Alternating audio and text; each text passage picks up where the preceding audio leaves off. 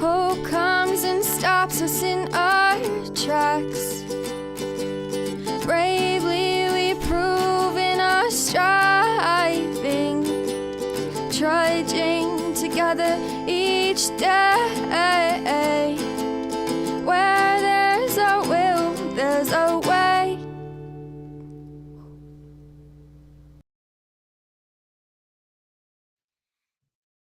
Good afternoon, everybody. I need to grab a medicine here real quick.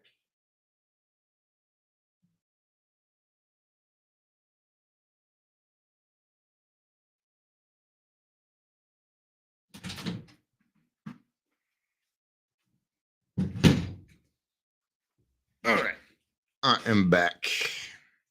I'm back. We're going to talk about the good and bad types of selfishness. I'm having some tooth problems. All right. Can't do anything about for a few days. Nothing like a little bit of Orajel. Help me out. Certainly better than numb gumming with cocaine.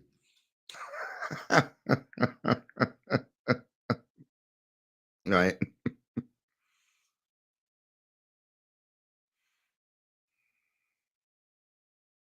Before I get started, here. And did I say hi, Michelle? If not, then hello. It's always hard for me to remember who I said hi to and stuff, so I'll just double it up if I need to. You know, the program of Alcoholics Anonymous is suggested, and everything that we do is suggested, and we do it's for very good reasons. Okay. A young man in the meeting I was just in, and somebody told him, "Hey, you know, you got to tell those people around you that you're sober now," and stuff. And he wasn't feeling too comfortable about it. And what he was telling him that he had reservations by doing that, and you know that's not true. But that's not really. I'm not really here to say whether he was right or wrong, or you know, or to even prove that I'm right or wrong or whatever. Stop telling people what to do in the program. And don't let other people tell you how to have your life of recovery. Okay. It's none of their fucking business. Okay. Now it also turns out that I'm this guy's sponsor. All right. And I wrote him and told him, hey, no, God will tell you when. God will let you know when you're supposed to let those people know. All right. You know, we spent what, years promising people that we were going to quit drinking. You think they're going to believe you now because you got a few months under your belt? No. What I would consider that is kind of bragging. Kind of pride. You know, are we telling them because we want them to be proud of us? Oh, I think our actions are probably going to speak louder than our words in this case. Okay. We got to do that living amends. If you think people don't notice that you quit drinking, oh, they notice. They will know. And eventually they'll come up to you and they'll be like, hey, you're acting different. You seem like you're different. You seem happier. You seem all right. Now we're getting somewhere. That's bringing stuff to justice. Okay. So you got it. No talk about Fight Club today. I'm not even going to repeat what Amber said. Sorry, everybody that's just listening. I can't repeat it though. So we don't talk about Fight Club, and I will do my best to keep my swearing to a minimum. All right.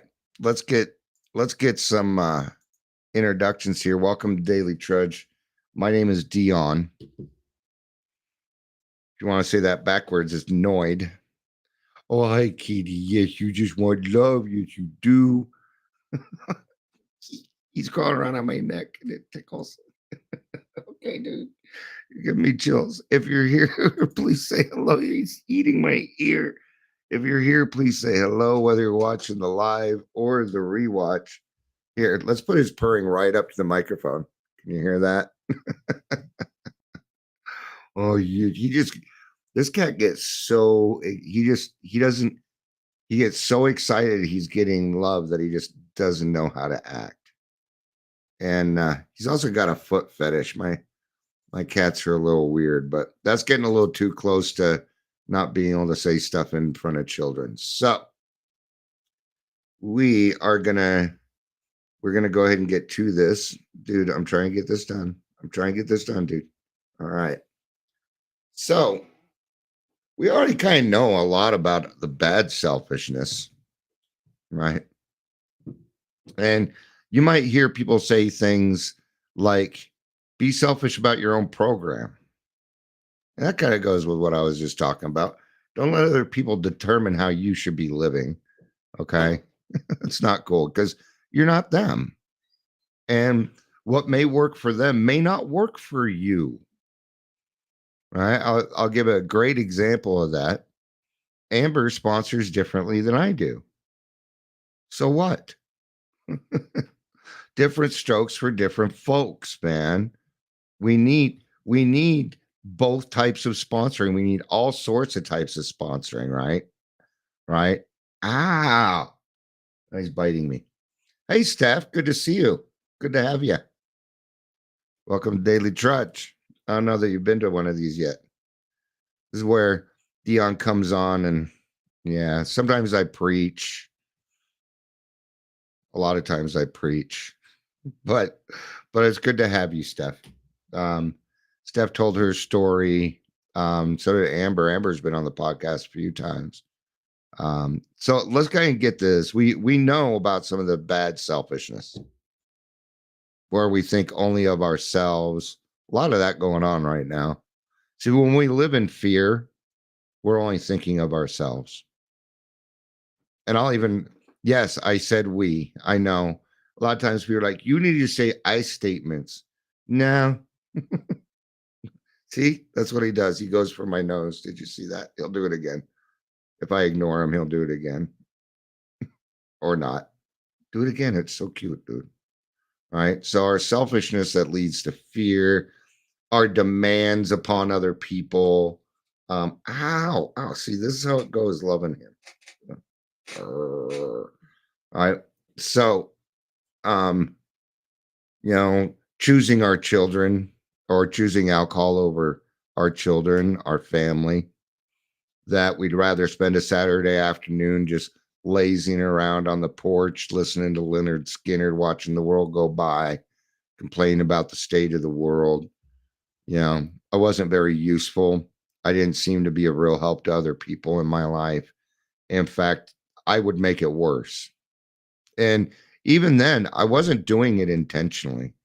It's not like I got up in the morning and was like, whose life am I going to fuck with today? It's not like I did that, but it did end up that way. So there's a lot of words that we utilize that, that we take on a negative connotation, like consequences. Consequences, when an alcoholic thinks of consequences, he thinks of something bad. All right. So I pulled up an AI overview here, see what we can get out of this, right? Selfishness can manifest in both positive and negative ways. Healthy selfishness involves prioritizing your needs and well-being, while unhealthy selfishness focuses solely on personal gain, often at the expense of others. Sound familiar? Right? Because we alcoholics, we tend to take things to extremes, and we're pretty smart people. We are. See, when I say we're smart people, it's okay for me to use that we instead of I, right? Because when I say we, it's a good selfish. But if I said, but I'm very smart, well, gosh, that sounded a little prideful, wouldn't it? A great example right there of the differences, right? So, what else does this have to do this? Well, it also has to do with emotional sobriety. Yeah, absolutely it does. Everybody knows the difference between a request and a demand. And I demanded certain things so that I felt loved. Hmm. Hmm. Weird. Not really. So, what are some good healthy? Let's do bad unhealthy first, so that way we go to the good and we end on a hopeful note, right? Lack of empathy, failing to consider the feelings and needs of others and acting solely in your own self-interest is a sign of unhealthy selfishness. Selfish self-centeredness that we think is the root of our troubles, driven by 100 forms of fear, self-delusion, self-seeking, and self-pity. We step on the toes of our fellows and they retaliate, seemingly without provocation. But invariably, we find that we have done something in the past that later places us in a position to be hurt. So we think our troubles are basically of our own making. They arise out of self. Sorry, I'm just I have a lot of parts of the big book memorized. I don't realize I knew as much as I did. but anyway, right? So they arise out of self. And the alcoholic is an extreme example of self will run riot, though he usually doesn't think so. See how much denial goes into this? Oh, I'm not hurting. My drinking isn't hurting anybody. I'm not hurting anyone. I'm not even around them. How can I see right there? The fact that you don't see that your absence from your children, from your grandchildren, from your friends, from your immediate family has an effect on them. It makes them think you don't want to be around them, that they are not worth your time. Exploitation. Using or manipulating others for personal gain without regard for their well being is a harmful form of selfishness. Drama, shit talk. It's always easier to point a finger. So, hey, oh boy, is it going on right now? Everybody's running around pointing the finger. Well, look at them, but look at them, look at them. Okay, I call this distracting with the right hand so that you don't know what's going on with the left hand.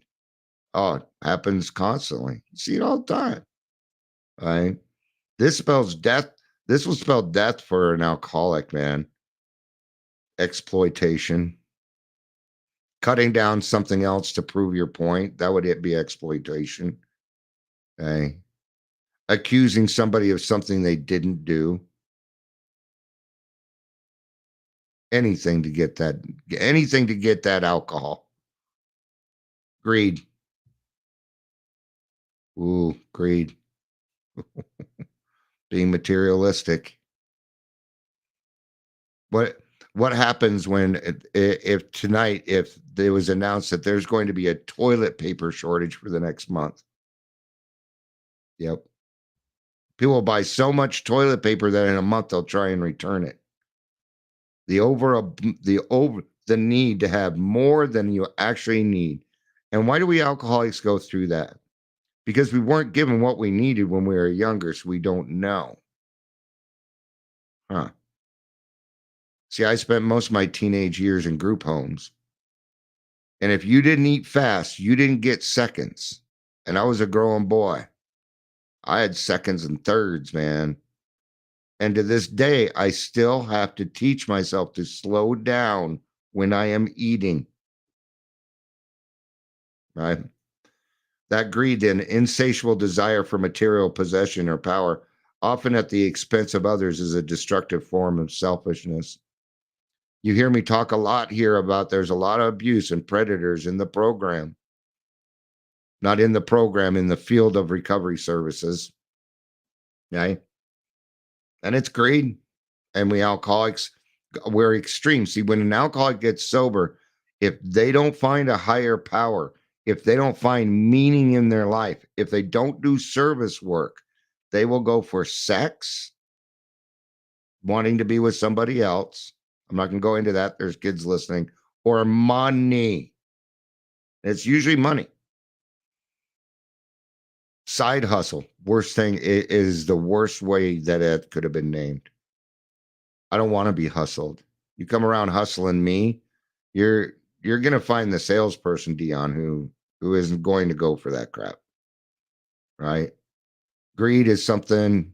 Somebody just yesterday, there was a guy that posted, and oh, if you need help, and he's a known fucking body broker, man, known. And I said so. I made a comment like, this guy's a known body broker. He makes $5,000 a pop for each person he puts in treatment. Well, there's only one way to do that, and that would be body brokering. It's the only way to get that done. Okay. All right. Lack of remorse. Showing no more remorse or empathy when you have hurt or wronged others is a sign of unhealthy selfishness. Well, they deserved it. If you knew what they did to me, you'd know that they deserve it. You know, I'm tired of going to meetings and people blaming other people because I know I'm only getting one side of the story. I know that. You're an alcoholic. I know you did something. Maybe you said something, did something. How many videos do you see of quote unquote Karens doing these things? Right. But gosh, it seems like that the video started about halfway through the problem. See, I know that what you did is you probably gaslit them, that you probably built them up to a point where they're going to act that way. And that's when you started recording. Okay. So is that person a Karen? Are they crazy? Are they toxic? No, you're an asshole. You're a narcissistic asshole who's gaslighting people. Happens all the time. All the time. Right. Ryan Reynolds said a bunch of things about a bunch of people. Now he's running around saying, oh, it's just a joke. Can't take a joke. That's gaslighting, my friends. Making you think somebody else is crazy so you won't look at what they're doing. Right. Steph says we do everything fast, eat fast, talk fast, work fast. Yeah, gotta get it done. Right. We alcoholics, what, extremists? Right. I mean, heck, Billy Joel wrote a whole song about it. It's called Why Do I Go to Extremes? Go listen to it. You'll hear yourself in that song. Self-centeredness. Being overly focused on your own needs and desires and having little interest in the lives or concerns of others is a sign of unhealthy selfishness. Now, but then we're going to go back and it's going to say, well, you should focus on your own needs. Okay. So, and it's going to say that. It's going to be the first thing it says, most likely. Okay. Now, they're not being redundant here. Because now when you think of your own needs, you're considering other people. That's really the key. You're throwing some empathy. Oh, well, this is my need, but if I do that, it's going to affect this person in an adverse way. And I don't get to do that. Maybe I should go talk to that person first before I do something. All right, now let's get to what are some good selfishnesses. See, the very first thing, prioritize self-care. All right. And I got a good example. I hope Amber doesn't mind. But Amber and I were kind of in the same we were in the same noon meeting, right? And I noticed that she was gone. And she sends me a message. She's like, I was just too much. It's a day with her son. Priority, man. That's a priority of self-care. Absolutely it is. Right? Being in the moment, staying in the moment is prioritizing self-care. You got to take care of you first. Right?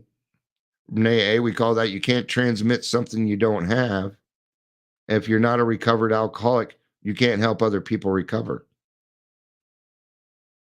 That's the reason people don't sponsor, because they say they finished the steps, but they didn't. Yeah, right, Stephanie? We always want more of everything. If it makes me feel good, I want more of it. That includes helping other people. I do a lot of this and I go live because it makes Dion feel better about himself. I actually had some things, Dion, like, I'm going to go live one more time because I don't feel like I've helped the person that I need to help yet today. Not that I haven't helped anybody, you know. Right. So taking time for activities that promote well-being, such as exercise, hobby, or relaxation, is a healthy form of selfishness. When you pray, when you meditate, when you go for a walk, when you decompress, these are all forms of self-care. Right. The daily trudge is a form of self-care. Because I hear often, maybe you shouldn't do so many, maybe you're overdoing that. And they tend to think it's work for me. No, this is part of my self-care. Why is that? Because Dion gets to run his mouth. He is the center of attention, which I love. Okay. I'll admit it. I love being the center of attention. But there again, there's a good way to do it and a bad way to do it. So I created an arena where you don't have to watch if you don't want to. You don't have to show up. You don't have to listen. I don't ask for money because I'm already getting something out of it. I don't need the money in order to do it. Then my friends show up and then I get to meet new people. I've met a lot of people through the daily trudge, right? But it's my arena, you know, like the light that I have behind me now. People are like, oh, you're making your background better. I'm like, no, I was tired of looking at it. So I changed it for me. It's just that you got an added value. The podcasting, I do it for me.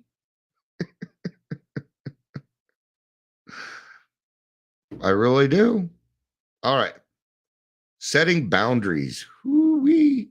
Setting boundaries is, and it's not going to get into this and probably won't get near it, but I am going to say this. The first year of your sobriety, be selfish about your recovery. Be selfish about your sobriety. Go to as many meetings as you can. Meet as many people as you can. Get as much information as you can. Right? Because what I kind of do here is I'm just trying to give you all the information so that you can make a decision for yourself. I can't tell you what decisions to make, and I'm not going to tell you how to live your life. We talked about this at the beginning. You know, you can't go running around telling people how to live their lives anymore. We don't do that. That's the joy of living. You don't know what's going to happen, man. Hey, Clara, I like how you came in. You're like, who's sober? I'm sober. Who's sober? I'm sober. We can put a song on. I went to EDM real quick there, didn't I? Setting healthy boundaries. Yeah. I'm not going to really go into boundaries. I could spend 45 minutes talking about that in and of itself, but let's see what it says. Establishing clear limits in relationships and refusing to be taken advantage of is essential for maintaining our own well-being. Let's kind of give some examples. Right? Maybe you have a sponsee, right?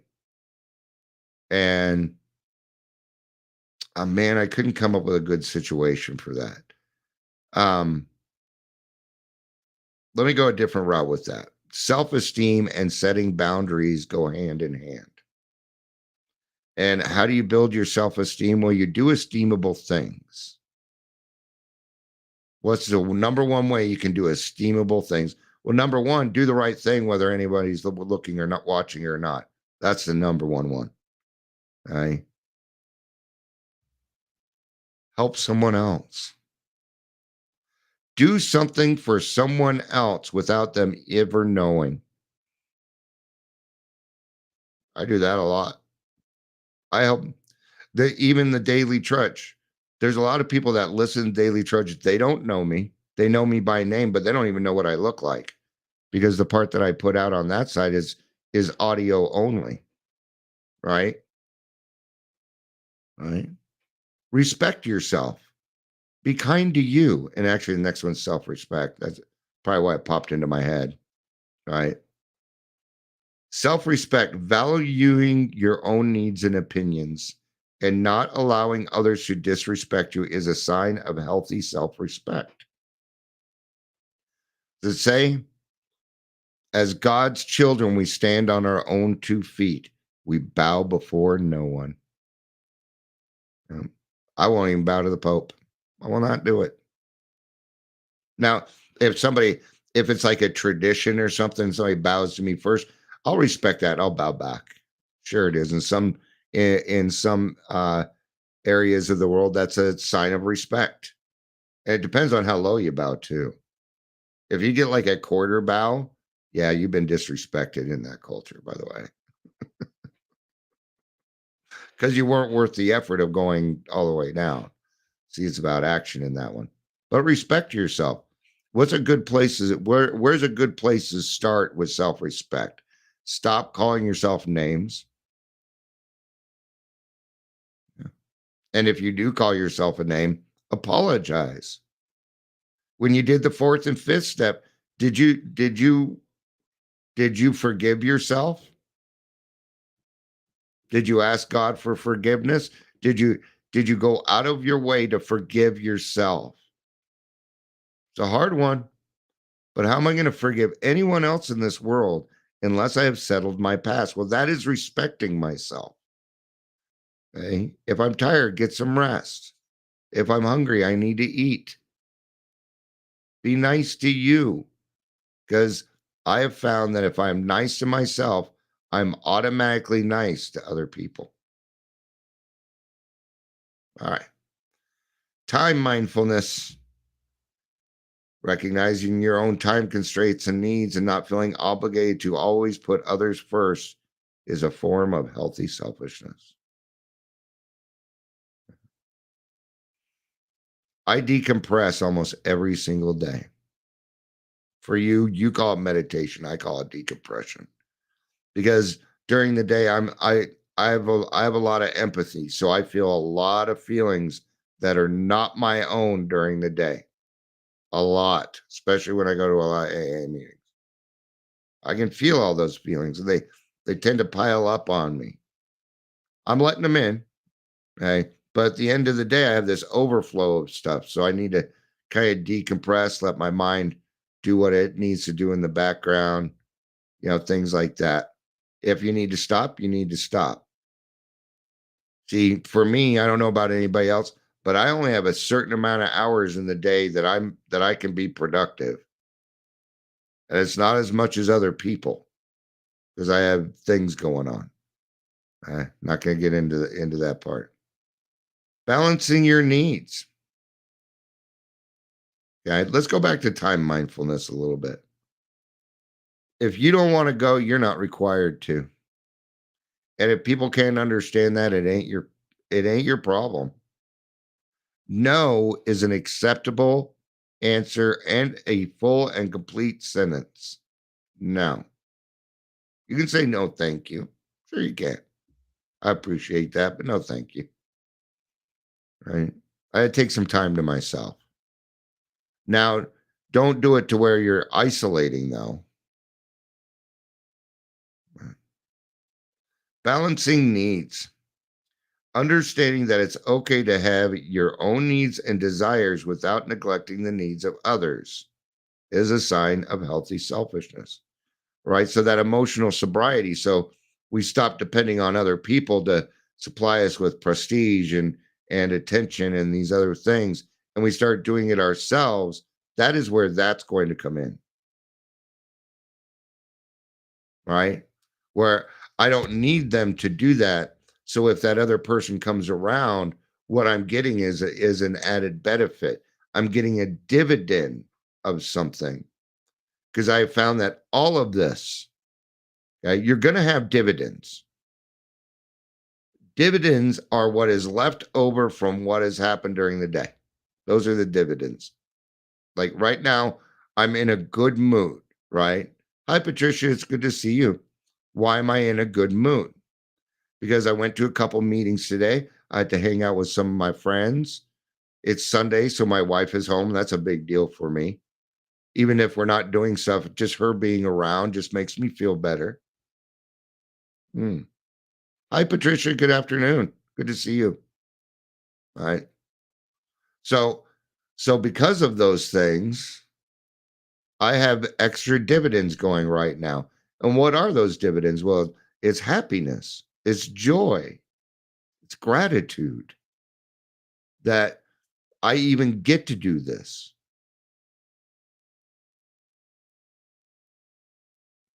And if you think that I still don't get nervous before I start these things, oh yeah, I do. I know it doesn't seem like I'm not nervous. Once I get started, I'm not nervous anymore. You know.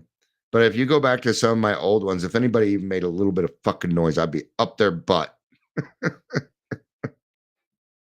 Now you can interrupt me. Oftentimes you see my cats, you'll hear me talk with my wife, things like that. See, life is still going to be lifey. And that's where it's a little different. Um, I listen to these guys. They're called the Gracious Two, and one of them is Chad Gracie. He was the drummer for a band called Live, and he was the main reason why I decided I wanted to go ahead and start drumming. And they put this thing together about editing. They're like, yeah, I wrote on there, and I'm like, you know, in mine, I don't edit. You get what you get, and it's called Raw Recovery, and it literally right? And they wrote back, they're like, we're not really editing, but it's kind of cool to add the music and do all this. And they're like, but good on you. But I wrote back again, I'm like, well, let's be honest, I don't know how to edit. So there's that too, you know. But the reason, it like if I was doing a professional show or something, yeah, editing would come in. But for this, you need to see the example. You need to see that it is okay that, oh, because let's say I'm doing this. If I was doing a bad selfish, I would let nobody else really talk. I wouldn't care about what your experiences are. It would be all about me that you couldn't even interrupt. And I don't want my grandchildren to feel like there's something that is so important in this world that they can't talk to their grandpa. I want you to see how I can be interrupted, and it's okay to interrupt my time, that I would do that for you also. And holding space. It is our actions that count. You can talk all you want, but it is the actions in our lives that count and that are noticed. All right. All right. Well, I'm avoiding some things, so it's time to go do them. I tell you what it is, but it's kind of gross. So we're not. All right. Well, thank you everybody for being here. I appreciate it. I hope you have a great rest of your day. We'll see you tomorrow for the next installment of the Daily Trudge. Until then, I love you. You know I do. Peace out and